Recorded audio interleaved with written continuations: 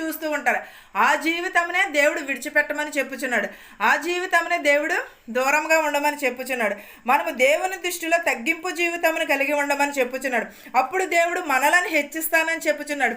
ఎప్పుడైతే మనం తగ్గించుకుని ఉంటామో, మనం దేవుని దృష్టికి ఎప్పుడైతే తగ్గింపు జీవితమును కలిగి ఉంటామో, మన విజ్ఞాపనను జీవితమునందు ఎప్పుడైతే తగ్గించుకుని ఉంటామో, మనము దేవుని సన్నిధిలో ఎప్పుడైతే తగ్గింపు జీవితమును కలిగి ఉంటామో, అప్పుడు దేవుడు మనలను హెచ్చిస్తానని చెప్పుచున్నాడు.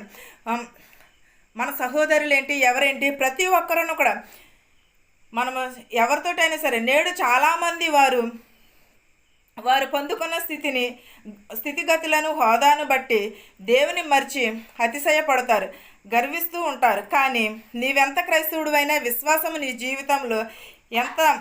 విశ్వాస జీవితంలో ఎంతో కీలకమైన తగ్గింపు గుణమును కలిగి జీవించాలి. ఆయన నిన్నును నన్నును కూడా ఉన్నతముగా ఇహలోకమందు ఉంచుతానని చెప్పుచున్నాడు.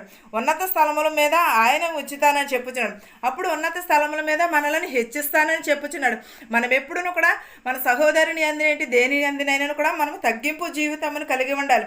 చాలామంది దేవుడు నన్ను హెచ్చించాడు కదా, దేవుడు నన్ను ఎలా ఉంచాడు కదా అని చాలామంది గర్వపడుతూ ఉంటారు. అలాగ గర్వపడకూడదు. ఎప్పుడూ కూడా దేవుడు మనల్ని హెచ్చించాలంటే మనము తగ్గింపు జీవితమును కలిగి ఉండాలి. ఈ వాక్యమును మీకును మాకును మనందరికీ తోడై ఉండును గాక. ప్రార్థించుకుందాం. స్తుతులకు ఆసనుడైన దేవా, నీకు వందనములు, నీకు స్తోత్రాలు నాయన ప్రభువా. గడిచిన కాలం అంతే మమ్మల్ని కాచి కాపాడి సజీవ రెక్కలలో ఉంచినందుకు నీకు స్తోత్రాలు నాయన ప్రభ. నీకు వందనాలు నాయన ప్రభ. మాకు తగ్గించుకునే స్వభావమును దయచేయమని అడుగుచున్నాను ప్రభ. గర్వమును విడిచిపెట్టే స్వభావమును దయచేయమని అడుగుచున్నాను ప్రభ. జ్ఞానమందు మేము తగ్గించుకునేటకు, నీ వాక్యమునందును నీ సన్నిధి అందును మేము